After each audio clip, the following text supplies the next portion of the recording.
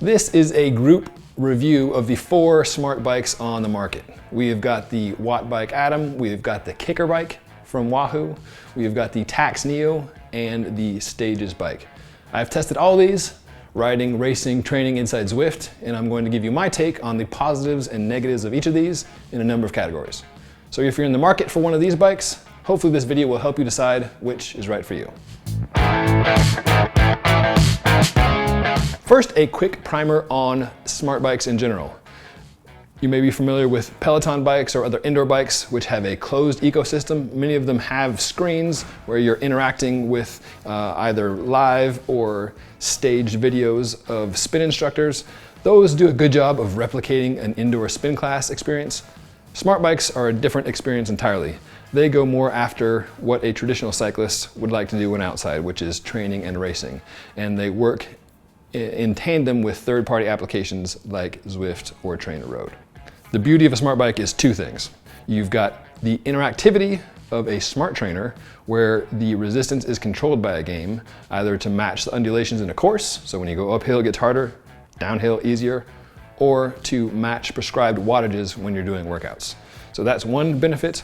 The second benefit is it's just a convenient all-in-one solution for training. So unlike a trainer where you've got to take your bike apart, put it on there, you have to worry about cassette compatibility, axle compatibility and other things, the mess of dealing with the chain. With an indoor bike, you just hop on and go. Let's talk power. Power measurement is a key point of all these things, and I tested each of the bikes against a single set of Garmin Vector 3 power meter pedals. Normally when I'm testing power meters, I like to have at least 2, if not 3 other sources so I can triangulate. Due to the nature of smart bikes, you can only use a single power meter, so the testing is not perfect. That said, I feel very good about the power measurement of all 4 of these bikes in regards to how it tracked against those vectors. I would happily train using any of these 4 bikes. 3 of the bikes have great stability. The WattBike Atom, the StagesBike, and the Tacx are all rock solid, both at their base and at the cockpit. So you can be wrenching on these things like you're sprinting for the finish line.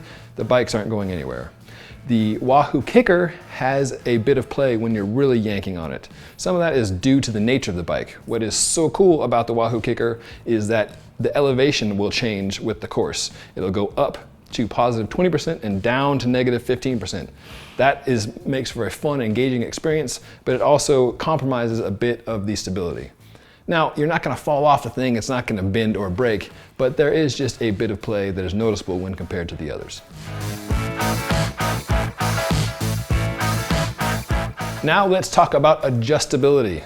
One benefit to any of these smart bikes is that multiple people in your household can use the thing, and that you can drop the saddle, you can move the bars, and on most of them you can even change the crank length, so one bike can work for multiple people.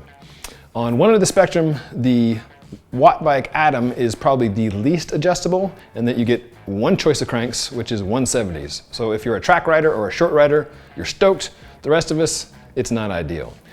Again, on the WattBike Atom, there are some parts of the adjustability that aren't as easy as the others.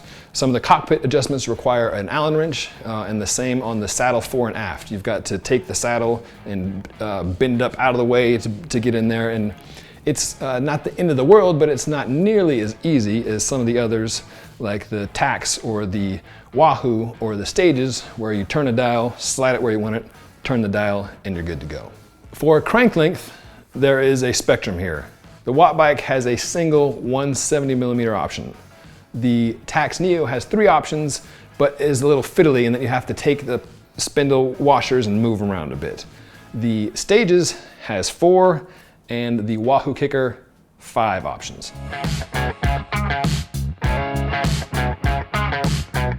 Frame clearance, notably the space between your legs, is a thing on these bikes. Again, it's range.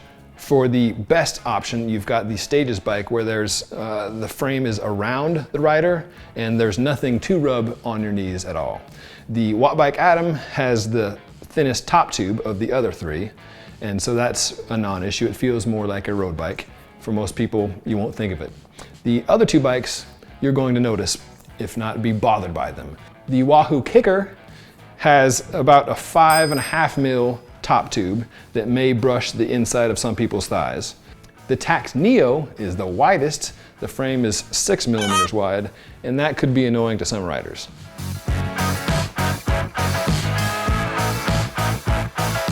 These four have a wide variety of cockpit configuration options. On one end of the spectrum, you've got the Kickr Bike, where it's just handlebars, nothing in front of you, because of course the bike is going up and down, and you can't have a tray in the +20 to -15 motion. On the other end of the spectrum, you've got the Tacx Neo, where you've got fans, you've got a tablet holder, you've got a place to put your phone, and you've got some USB ports to help power the thing.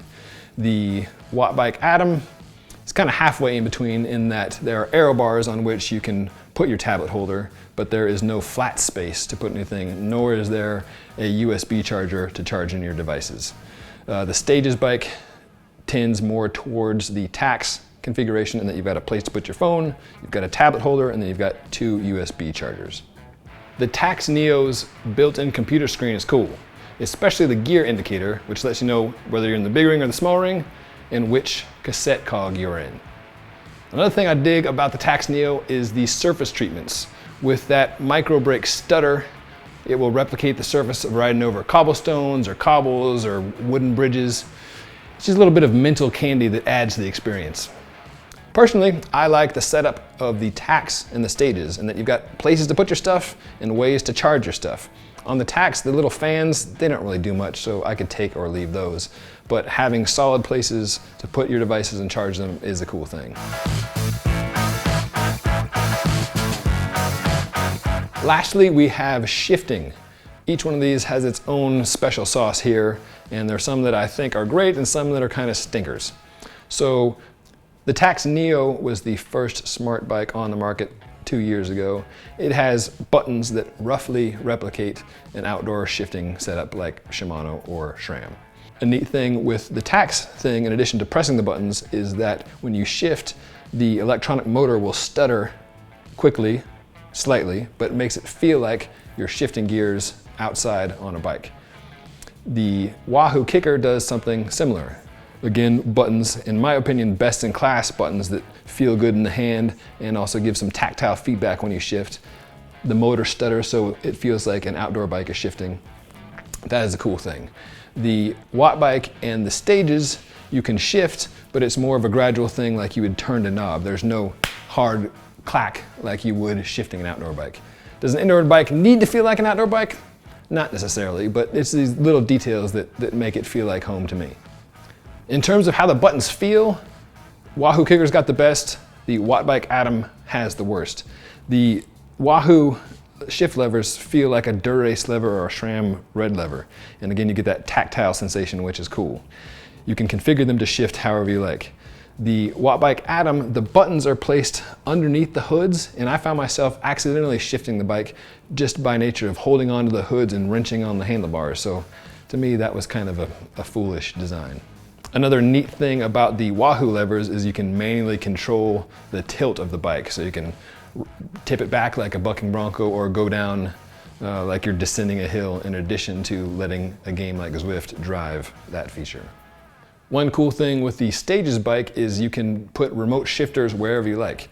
The bike comes stock with buttons on the hoods and then what I would call sprint shifters down in the drops. But you can also put those levers on the tops like you would a climbing switch, or you can put on aero bars and put them on the extensions. So you can have a total of 6 different shift lever spots, which is pretty cool.